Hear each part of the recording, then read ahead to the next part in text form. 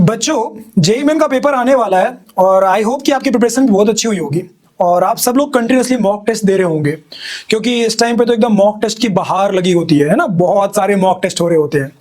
अब मेरा एक जस्ट क्वेश्चन है कि किसी भी बच्चे के लिए एक सेफ स्कोर क्या हो सकता है। मतलब आप पेपर दे रहे होंगे, आप बहुत ट्राई कर रहे होंगे, बहुत मेहनत कर रहे होंगे, है ना, लेकिन आपका उतना अच्छा नहीं हो रहा होगा जितना आपकी एक्सपेक्टेशन होगी। और कहीं ना कहीं मन में एक डर बना रहता है कि यदि अभी इतने कम स्कोर आ रहे हैं तो मेन एग्जाम में क्या हाल होगा, है ना। ये लगभग मैक्सिमम बच्चों के मन में ये डर बना रहता है। तो मेरा क्वेश्चन ये है कि आप क्या सोचते हैं कि क्या सेफ स्कोर हो सकता है। देखो यार, अलग अलग लोग आपको अलग अलग तरह की बातें बताएंगे और नो डाउट जो मेरी बातें हैं वो भी जरूरी नहीं कि 100% सही हूं, ठीक है ना। लेकिन मैं अपने एक्सपीरियंस के साथ, जो मैंने लास्ट के 10 to 11 ईयर्स में जो बच्चों को देखा है, और मैंने खुद भी आईआईटी क्वालिफाई करी है, मैं खुद एक आईआईटीएन हूं और मैंने भी जेईई मेन में अच्छे खासे मार्क्स स्कोर करे थे। तो इन सब चीजों के बेसिस पे, और मैं एक ड्रॉपर स्टूडेंट भी था, दो बार मेरा क्वालिफाई हुआ था सारी चीजें। तो मैंने जो मतलब मेरा एक्सपीरियंस है उसके बेसिस में आपको एक बात आता हूं। देखो यार, जब मैं सुपर 30 के सेंटर में पढ़ रहा था ना, तो एक चीज थी, मेरा वहां पे कोई बहुत बड़ा स्कोर नहीं आ रहा था। इवन टुडे आई रिमेंबर कि जो मेरे क्लासमेट्स थे उनमें से एक दो दोस्त थे मेरे जिनको बाद में आईआईटी बॉम्बे या कुछ अच्छी आईआईटीज मिली हैं, ठीक है ना।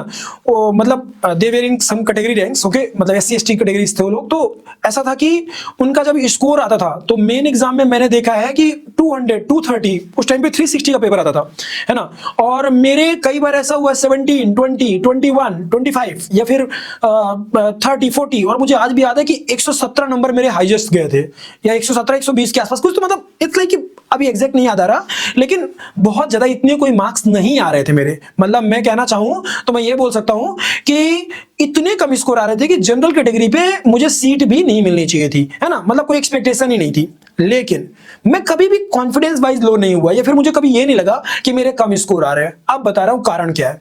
देखो यार, मेरे को ना पहले तो ये लगता था, सबसे पहले मैं तुम बता रहा हूं मेरे को क्या लगता था, मेरे मन में क्या रहता था। मेरे मन में ये रहता था कि हम पेपर में उतने सीरियस अभी नहीं है जितना कि हम एग्जाम हॉल में होंगे। मतलब कंफर्म है कि सीरियसनेस बढ़ने पे मार्क्स बढ़ते हैं, ठीक है। जब आप सीरियसली कोई चीज सॉल्व करते हो तो ज्यादा अच्छा होता है। मतलब यहां तुम जब मॉक टेस्ट देने जाते हो ना, तो तुम उस माइंडसेट या स्पिरिट के साथ नहीं जाते हो देने जो आप मेन एग्जाम देने जाओगे। मतलब इसी के आप 10 से 20 नंबर जोड़ लो गिरी हालत में, है ना। दूसरी चीज, आप जब यहां पेपर दे रहे होते हो तो ऑब्वियस सी बात है कि आप उतने प्रिकॉशंस का ध्यान नहीं रखते, वहां आप बल्कि ओवर कॉशियस हो जाते हो, जिसकी वजह से निगेटिव मार्किंग बल्कि घट जाती है। और आपके जो थोड़े मोड़े जो चिटपुट एरर्स यहां हो जाते हैं, मतलब कि स्कूल के कोचिंग्स के एग्जाम्स में, वो वहां नहीं होते हैं। तो ऑब्वियस सी बात है, इसके भी 10-15 नंबर बढ़ा लो आप, है ना।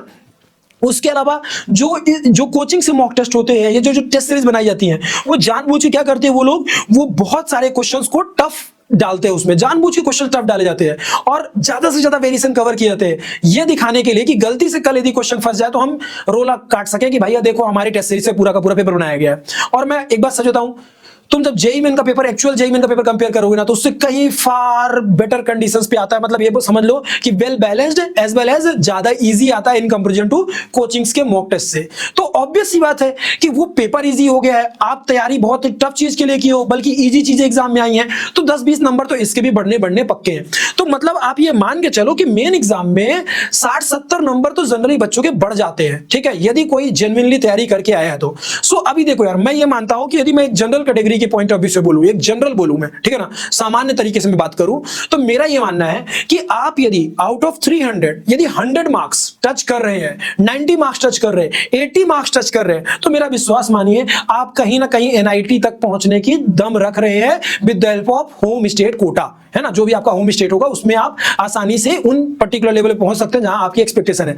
लेकिन जब अभी आपके 80-90 मार्क्स आ रहे हो, क्यों? क्योंकि यदि आपके यहां पे 80-90 मार्क्स आ रहे हैं, 100 मार्क्स आ रहे हैं, तो आप आसानी से अभी मेन एग्जाम में 140 150 160 तक आसानी से टच कर सकते हैं। और सच बताऊं तो उलट फेर होता है, ऐसा नहीं है कि यहां यदि तुम्हारे 100 आ रहे हैं तो 200 आ जाएंगे वहां पे। लेकिन मैं सच बताऊं, ये जरूर होता है कि यदि यहां 100 आ रहे हैं तो वहां पे आसानी से 40 नंबर भी बढ़ सकते हैं, 40 45 50 नंबर भी बढ़ सकते हैं, क्योंकि पेपर जनरली रिलेटिवली इजी आता है। और हाँ, ये भी मान के चलो कि पेपर यदि ज्यादा ही टफ आ गया, कुछ एक्सेप्शनली कुछ डिफरेंट चीज हो गई, जैसा कि नीट में हुआ है पिछले साल 2025 में, है ना, तो उस कंडीशन में फिर आपके मार्क्स घट भी सकते हैं। तो आपके 10-20 नंबर घटेंगे ज्यादा से ज्यादा, और ज्यादा नहीं घटते हैं। गॉट इट बच्चा पार्टी?